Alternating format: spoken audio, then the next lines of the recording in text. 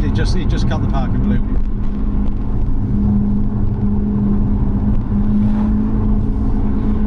So basically, you've got ordinary mode. So if you calm down. That's GT mode. Yeah. Okay. So in GT mode, it's quiet and it's comfortable and it's reasonably relaxed. So if you double glazed side windows, so it's double glazed, okay. Like the FF was double glazed. Oh, was it? Okay. You know, great suspension system. You know, given these are bumpy roads, it's really nice. That AMG GTS we had was a handful on these side roads. Well, considering the coil size on these on this car, I'm not surprised that handles it quite well. The AMG GTS I would expect to have the similar type of coil. The one thing I did notice that they didn't choose a very interesting combination of colours, because you can get a nice beige down here, and then that contrasts quite nicely with the black. Yeah, I think I feel like they made it a bit bland in here. I mean, the roof's quite nice actually. Is this Alcantara? That's Alcantara. Yeah. The thing I think, James, is they're always looking to have their demo cars effectively in colours that they can resell the most easily, and apparently a black inside is the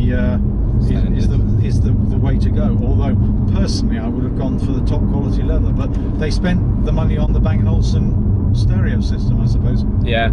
So it's always a balance between when this car is 10,000 miles and they pass it into the trade, then the reality is they need something that's going to sell reasonably easily. But suspension wise, I'm very impressed with it. I think it's stunning from a suspension viewpoint. I think it really motors nicely, and it's not too harsh, but it is firm. So you sort of feel that the body control is under check. Yeah. And at the same time, it rides the bumps okay. I mean, certainly if you've got what's the 0 to 60? 0 to 62 is 3.9. 3.9? Yeah.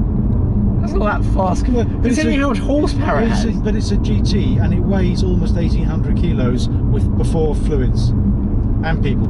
Okay. So, you know, you're talking about a car that has FF, the weight of the FF basically, and the FF with those seats in the back. With seats, and doesn't have the four-wheel drive hardware. Yeah. Of course, which adds to the weight. And on top of that, it's an aluminium body, and ultimately, although it's lighter than metal, it's not as light as carbon fibre. Whereas you take the supercars. How much is your P1? Sorry, how much does P1 weigh? P1. Do you know? That's a question I can't answer because I don't actually know. I'll look that up actually, because that's quite an interesting comparison. The 675 LT is 1230. 1230. 1230. Really? Yeah. Is that all? Unladen. How much bigger is it than this?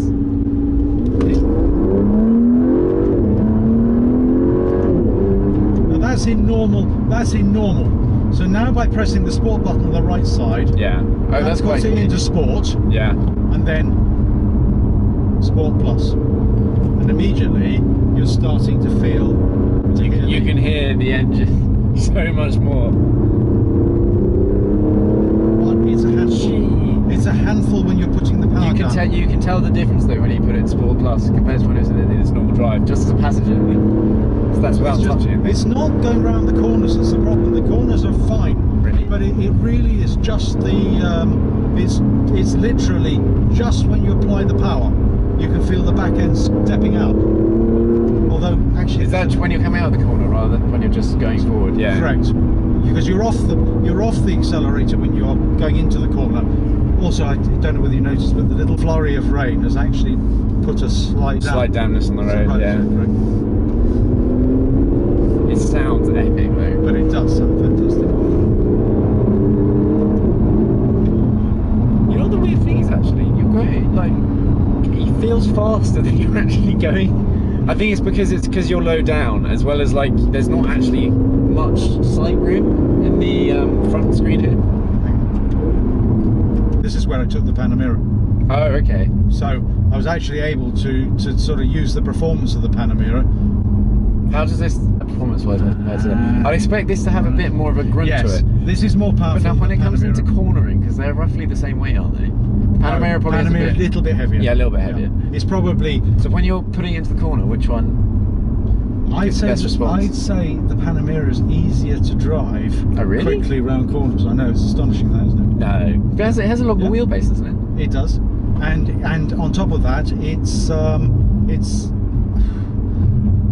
it's a heavier car, so you wouldn't expect that to be the case. But just my impressions are that this car definitely isn't quite so easy to place in corners than the Panamera. Even although it's probably about the same width, and I'd say a bit shorter. Oops, well, that's very interesting, actually. So I definitely didn't expect to say that, actually. That's quite surprising. Which one's nicer inside? The Panamera. Panamera? No question. What about steering wheel? That's a big one. Panamera. Really? Yeah. I think the Panamera has a better driver display as well. Yeah, the Panamera, the driver display of the Panamera is the best driver display on the market today. And how much does the Panamera cost? You know, the thing is, To get something. yeah, but we're not complaining like for like it. The Panamera I tested was the 4S. Yeah. 4-wheel drive. Yeah. And it has 460 HP. Yeah. This has 600. So in some ways, I may be being a bit unfair on this, because obviously when I'm applying the power on the road on this, I'm putting much more power down on the road. Yeah, no, I see. So it may be that I'm not flowing through the corners as smoothly in this as I was in the Panamera, because I'm going faster in this. It could be that that's the case. Which one's fun? I'd say the Aston is more fun. Really? Yeah, I'd say, because it's lively. You know, there's something about driving a car that's bobbing around, and it's instant responses to the steering, and it just feels nice, the Aston. But I think the Panamera would be quicker round the corners. I just think it's easier to place. Very interesting. And they're both great looking cars. I feel like the Panamera would be more comfortable to sit in. Well, sorry, I feel like the old one, the old Panameras you had, was more comfortable to sit in than this is. I mean, the seats are fine, but they're not great.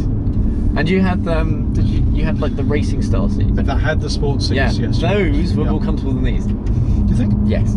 I find Harry's seats actually more comfortable. Harry's seats I find really comfortable. Harry seats are comfy, yeah. They probably weigh a ton.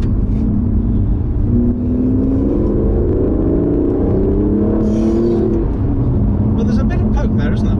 Yeah.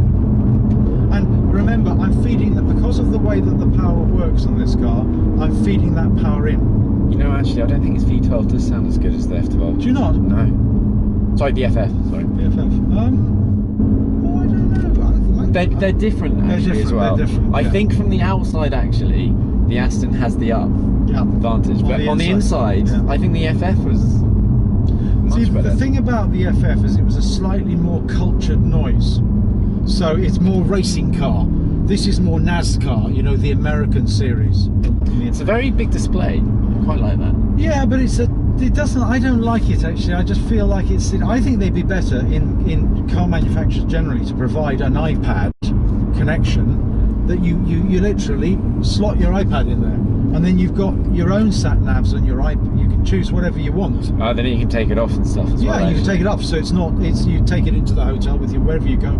I just think that's quite a good idea. I suppose the only thing is you always have to have your iPad with you. Yeah, if you forget it. Yeah, but you forget it. Then that's a sat nav for your car gone. Yeah. But in previous Astons, this has gone down into the dash. I don't know, I quite like that. But then, of course, I like the S3 one, where that kind of popped up and it's kind of in the same position as this.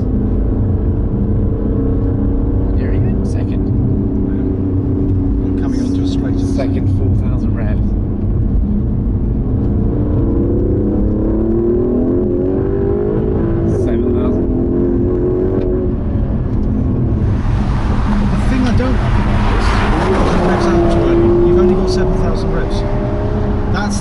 Turbo unit.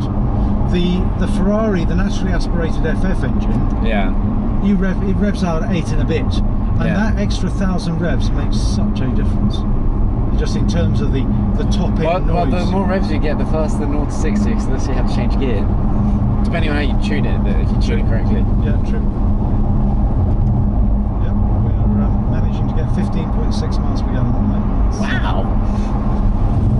Given some of it's been quite slow, that's a lot. But I remember when we were testing the Golf, like we went down to 15, but we were down at 22, I think, which is the lowest I've ever hit it on a drive.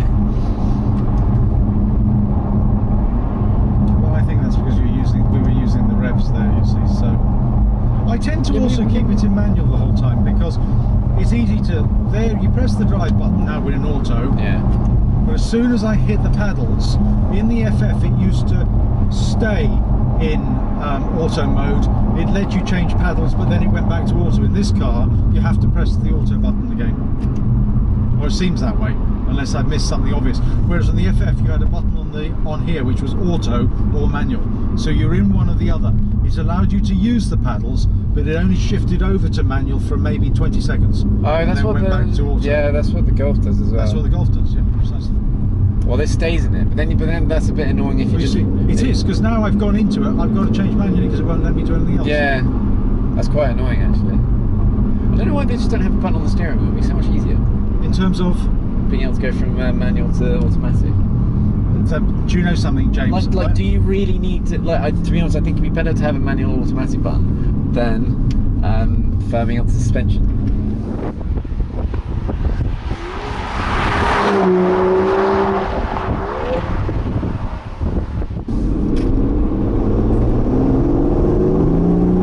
Do you see that? Yeah. Just It sounds a bit better with the windows down, but.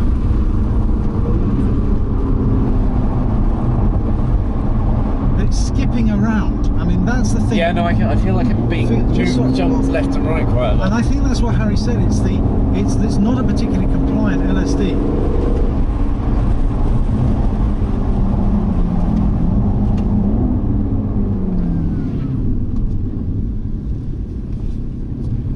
Gently does it. Gently does it.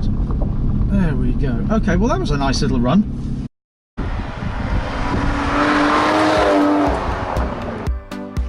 Alright guys, it's Ian signing off. Hope you enjoy this video.